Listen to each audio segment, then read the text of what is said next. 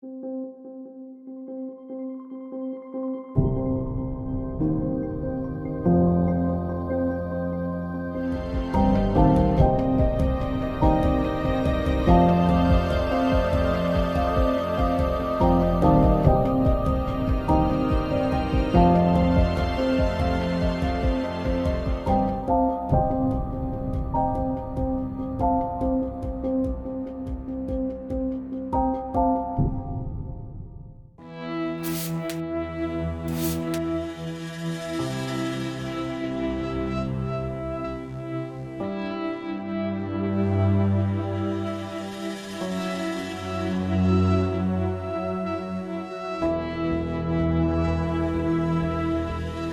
comecei a perceber esse problema do toque quando ele, estudando, ele tinha problemas com o barulho do lápis no caderno.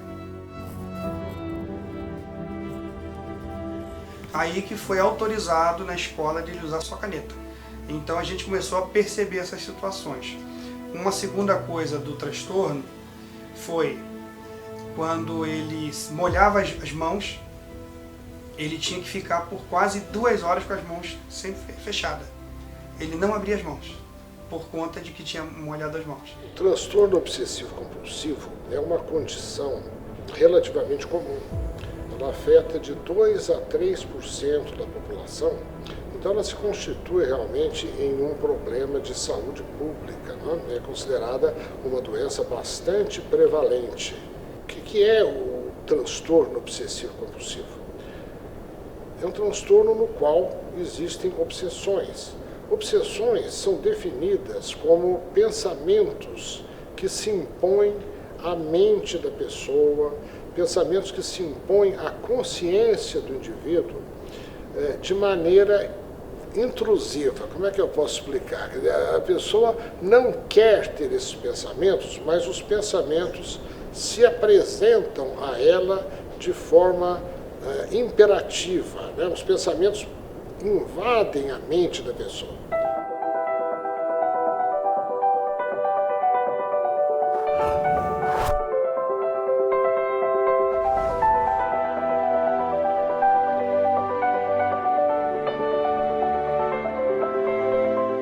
Já as compulsões são rituais que a pessoa desenvolve para aliviar ou amenizar os sofrimentos adquiridos por conta da obsessão. Ele vai ser diagnosticado através dos sintomas. Não existe nenhum exame ainda no nosso dia a dia da psiquiatria ou da saúde mental que a gente utilize para detectar, como em outras patologias, na diabetes, na hipertensão.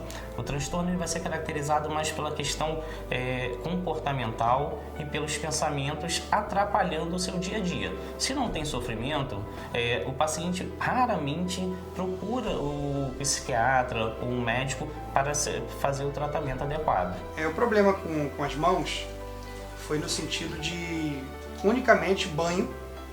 Ele não queria molhar as mãos no banho, de modo que, para tomar banho, eu tinha que pôr saco plástico na mão dele, para não molhar as mãos com uma gota d'água.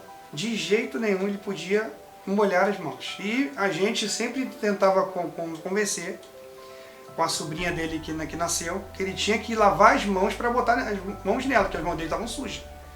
E a gente tentava limpar as mãos dele com álcool, com outras coisas, com pano, mas lavar as mãos em si não tinha possibilidade. Isso já foi depois dos 10 anos.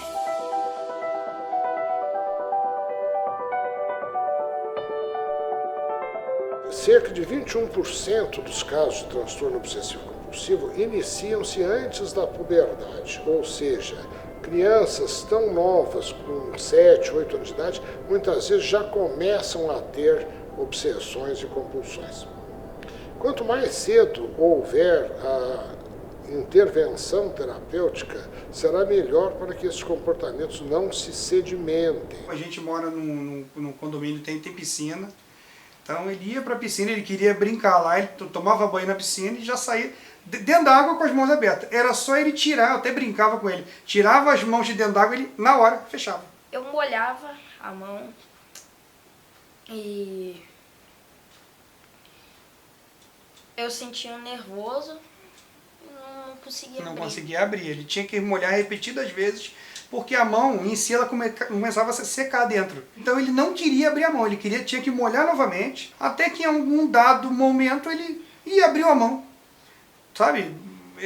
Sem explicação. Não tinha uma explicação o porquê que em dado momento, geralmente 2 horas depois, 3 horas depois, ele abria a mão. Quando a mão não estava mais enrugada. Não existe um padrão. Então, como não tem um padrão, cada um manifesta de uma forma e cada um tem uma vivência diferente. Então, pode ser o simples fato dela ser muito organizada, dela geralmente manifestar com muitas birras, muitas dificuldades. A criança, às vezes, é taxada como pirracenta. Mas, na verdade, aquilo, quando é mexido, alguma coisa que ela geralmente utiliza para aliviar aquele sofrimento, aquilo é uma forma de manifestação. A criança não tem como expressar: eu estou passando mal, eu estou tendo dificuldade.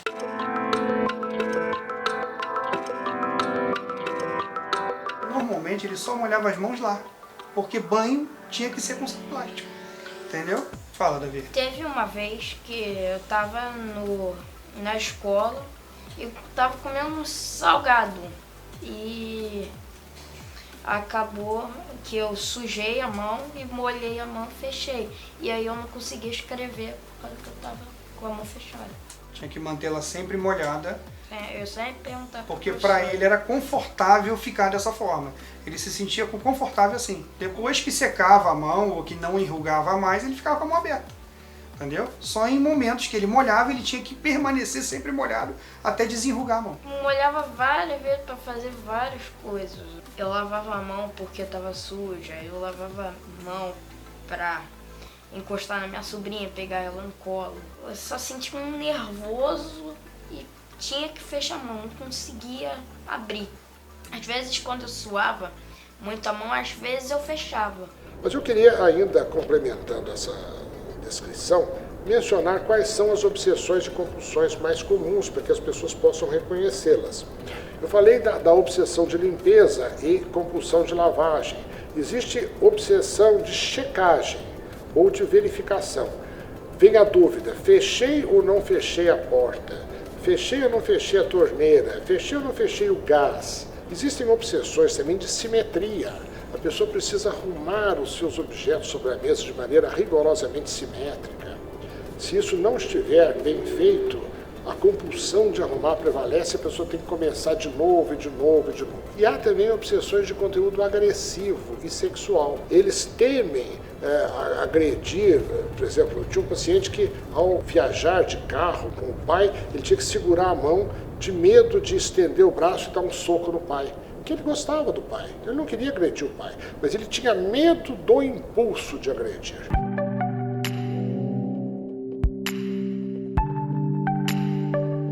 A gente sabe que ele gera sofrimentos para o paciente, para o indivíduo.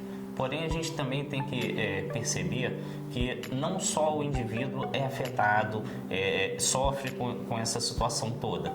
A família toda sofre uma desestruturação. Às vezes eu tomava banho e ia jogar videogame. Mas eu não queria jogar de mão fechada porque me incomodava. Eu não gostava de jogar assim. Aí meu pai deu uma ideia. Então vamos tomar banho com saco plástico. Aí foi A gente isso. tentava achar uma saída até para tomar banho, né? Porque assim, ele acabava querendo fugir do banho por conta que não queria mais molhar a mão. Entendeu? Então a gente tentava arrumar saídas e saídas para solucionar a situação imediata, né? O toque, ele não acontece de um dia para o outro.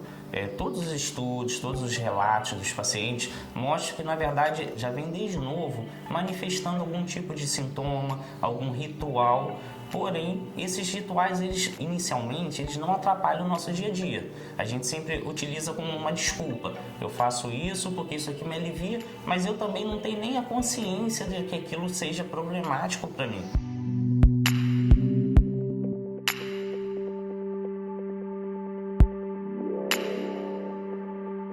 Os sintomas, eles já vêm desde novos, né? Tem relatos de crianças com 3 anos que já tem um toque, já abre tanto os pensamentos quanto as compulsões muito fortes.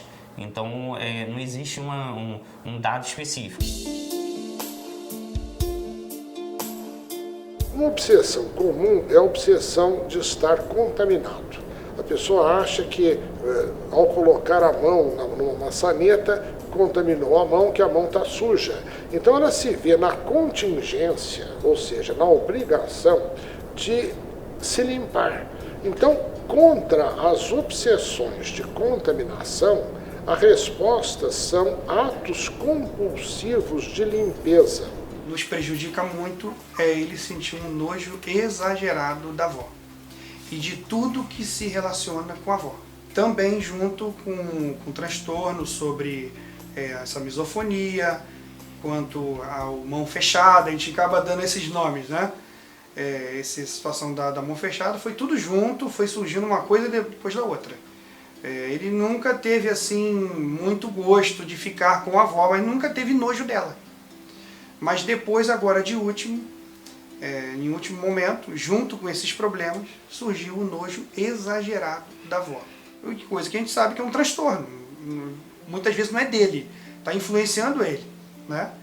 E nós explicamos isso a ela. Ela não sabe que é nojo, mas nós sabemos que ele tem aversão a isso. E isso causou inúmeras brigas em casa com ele, até o momento que a gente buscou ajuda médica, né, para saber que a situação era por conta também do transtorno. Quando o Davi chegou para mim, já estava bem limitado, no sentido que ele já tinha queixas sociais e até um déficit cognitivo. Ele já começou a apresentar quedas nas notas, a família estava bem angustiada, estava uma coisa já avançada, as queixas eram bem proeminentes e fiquei um pouco surpreso com a origem, com a natureza do problema, que na verdade é um quadro parecia um pouco atípico do que é o normal. Eu não encosto, por isso que eu não me limpo assim normalmente com coisas dela. Ela encostou, para mim contaminou. A comida que faz para ele não é a mesma que a nossa. O prato dele, as panelas dele não são os mesmos que faz pra gente. Não pode ser. Os talheres, copo, tudo dele. Na geladeira tinha uma parte só para ele, uma prateleira só para ele. No freezer tinha uma prateleira só para as coisas dele, que ele come. Não pode misturar com as nossas coisas, porque teoricamente nós estamos contaminados por nos relacionarmos com a avó. Tá a panela aqui, eu encosto aqui sem querer, eu vou lavar, vou passar álcool, eu vou fazer qualquer coisa para limpar. Eu não entendo porque eu tenho isso. Nunca entendi, não entendo. Toda essa parte de não entender muito bem o que acontece, ela é muito presente no toque. O paciente não consegue explicar com palavras o porquê que ele está sentindo aquilo. Então, nesse caso do nojo, estava tão forte, e é comum também que o psiquiatra ele entre com medicações antipsicóticas, porque chega a ser tão forte esse sentimento, esse pensamento deles, chega que beira o irreal. Já aconteceu de eu descobrir, exemplo, que meu pai encostou assim, eu vi ele encostando e encostou em uma coisa minha por esquecimento. Aí eu falei, não quero mais isso, joga fora. O que vai depender e vai traçar a conduta no tratamento vai ser a dificuldade e o sofrimento que o paciente ele apresenta. O psiquiatra inicialmente foi do convênio médico que nós tínhamos antes e foi um pouquinho difícil, ele passou uma medicação que não fez bem para o Davi. A Ritalina, ao invés de acalmá-lo, deixou ele elétrico. Ele passou aquela noite em claro. E eu acordei de manhã, eu fui no quarto dele, eu vi que estava tudo aceso. Falei, Davi, o que houve? Nossa, eu não estou com sono nenhum. Com a Ritalina. E também com o Amitril, que é um antidepressivo, né? Esse Amitril já era o efeito bem contrário, né? Dava sono nele, mas a Ritalina superou tudo. Aí nós não levamos mais nesse médico e buscamos ajuda inicialmente do Dr. Bruno. Ele chegou com um diagnóstico errado, a meu ver, né, não tinha entendido como um déficit de atenção. Então, prontamente eu tive que trocar a medicação dele, que havia uma possibilidade ele está aumentando a ansiedade dele com aquela medicação daquele momento. Logo na primeira consulta para a segunda, com a medicação, que foi a fluvoxamina, que eu comecei, um antidepressivo, inibidor de recaptação de serotonina, já teve sim uma melhora, pelo menos expressiva. E inicialmente, com as primeiras doses, ele já começou a não nos controlar mais tanto. A gente já percebeu uma melhora imediata dele, nesse sentido. E a nível também da mão. A gente já percebeu que ele não estava dando tanta importância disso, apesar de fechar a mão ainda. Quando foi, acho que no primeiro mês ou no segundo mês tomando a medicação, do nada, ele decidiu não fechar mais a mão. Simplesmente ele decidiu. Eu decidi. Fala. Eu não decidi. Fala. Eu normalmente não fechei mais a mão. Para mim foi uma decisão. Tudo que a gente faz antes a gente decide, a gente pensou, né? Qualquer coisa que é feita, primeiro a gente pensa.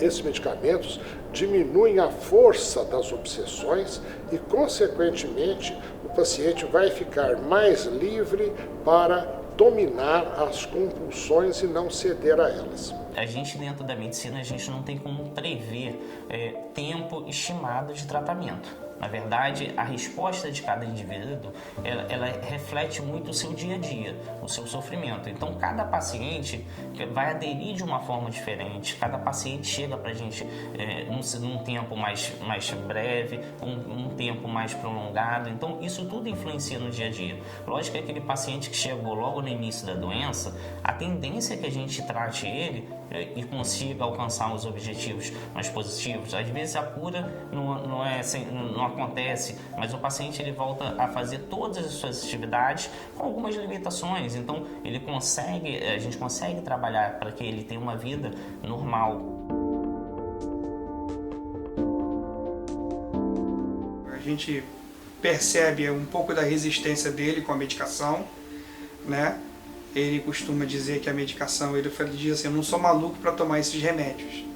Mas eu falo para ele que isso é normal. Várias pessoas, amigos nossos, já falaram que, Davi, isso é normal, tomar medicações. Amigos nossos têm problemas de depressão, tiveram problema, toma medicamento com um psiquiatra. Não é que você é maluco, você é inteligentíssimo, você brinca com os teus colegas, você faz judô, está na faixa laranja do judô, faz futebol, joga num clubinho, né, numa escolinha de futebol. Então ele brinca disso tudo como uma criança normal, ele se relaciona normalmente com as crianças na rua, tanto com o problema quanto sem, né? Em alguns momentos ele é dominante, em outros ele é subordinado, né? Então ele é bem temperado nas relações com os colegas, né? Bem temperado nesse sentido.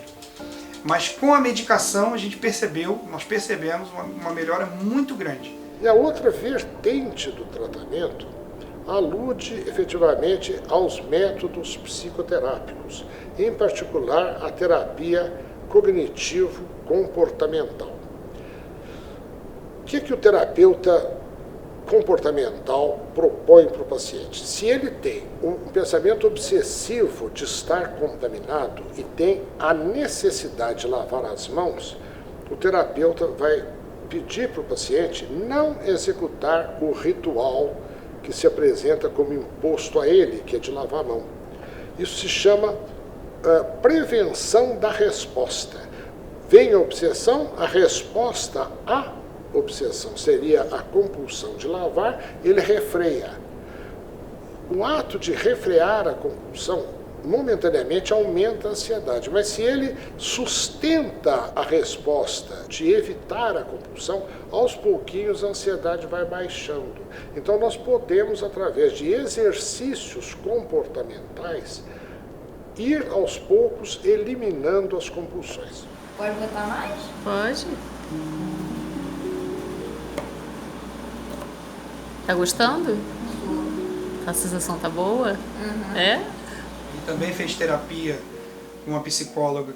Ela fazia trabalhos com ele pintando as mãos, pintava as mãos dele e depois ele tinha que lavar as mãos. Mas eu ainda sentia uma vontade, mas eu tentava forçar pra não fechar a mão, mas acabava fechando.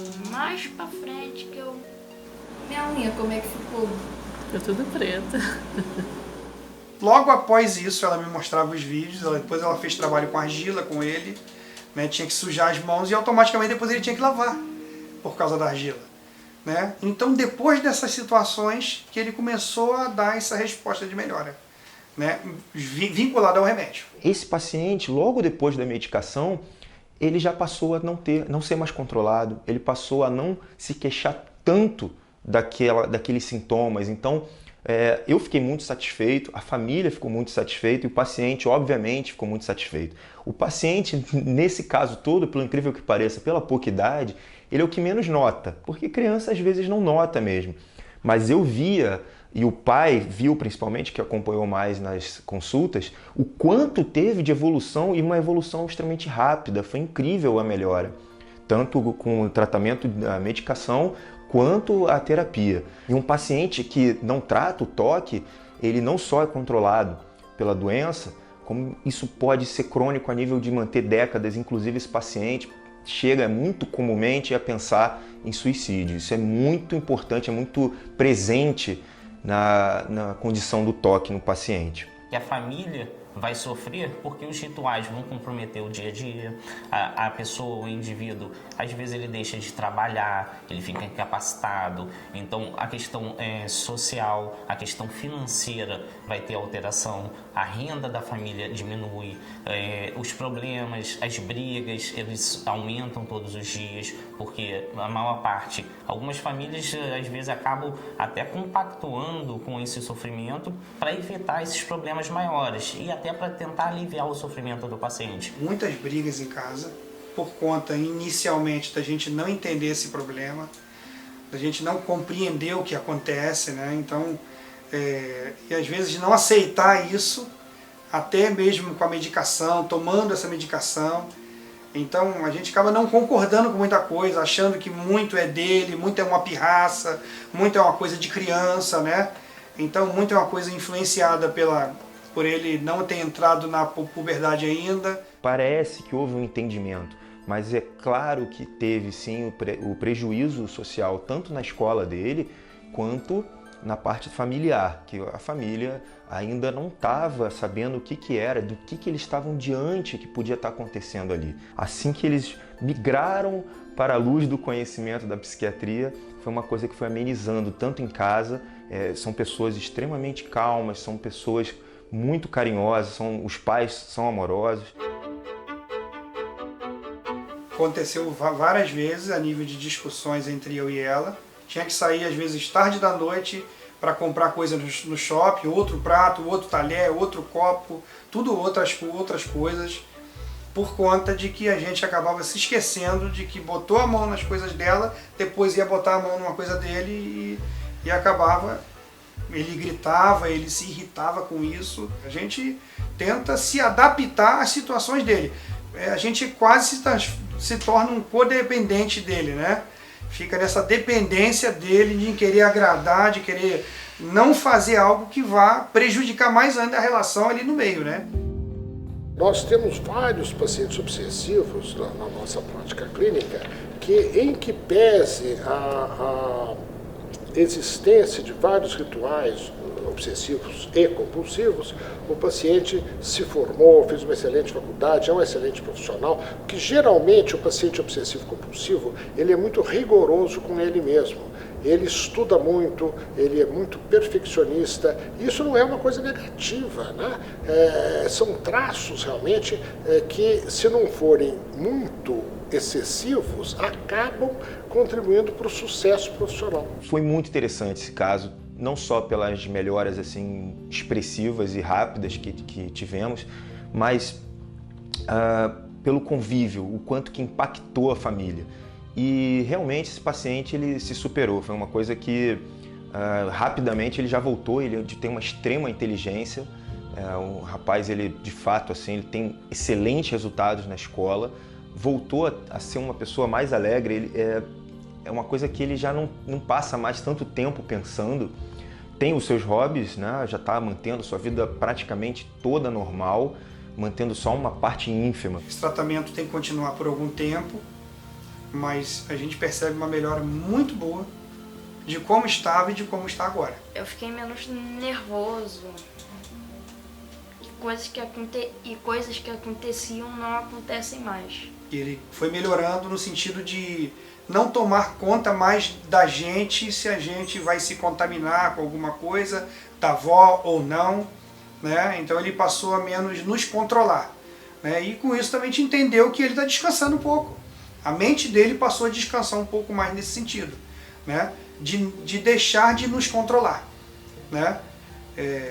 Então se ele deixa de nos controlar, a gente entende que a melhora não foi nossa, foi dele. O mais importante para a gente é a gente hoje em dia pensar sempre da melhor forma, no sentido de, se eu tenho um problema, eu tenho que tratar. A gente não pode fugir. Toda vez que a gente foge, a gente não está resolvendo o problema, a gente está criando mais problemas, porque ele vai interferir no seu dia a dia e em outras situações. Então é importante assim, se você tem algum sintoma, alguma coisa que te atrapalhe, mesmo que você pense que é besteira, procure uma ajuda. Pode ser com um clínico geral, pode ser com um psiquiatra diretamente ou com um psicólogo, mas procure um profissional capacitado que possa te dar uma opinião e possa te fazer um diagnóstico ou uma sugestão de diagnóstico que seja para te ajudar. O preconceito, o medo de procurar um psiquiatra, um neurologista, às vezes, acaba dificultando o seu tratamento. Então não tenha medo, não tenha vergonha, não tenha preconceito de ter uma doença. Tenha vergonha de não tratar essa doença. E muita gente fala, mas depressão, ansiedade, toque não tem cura. Muitas vezes tem.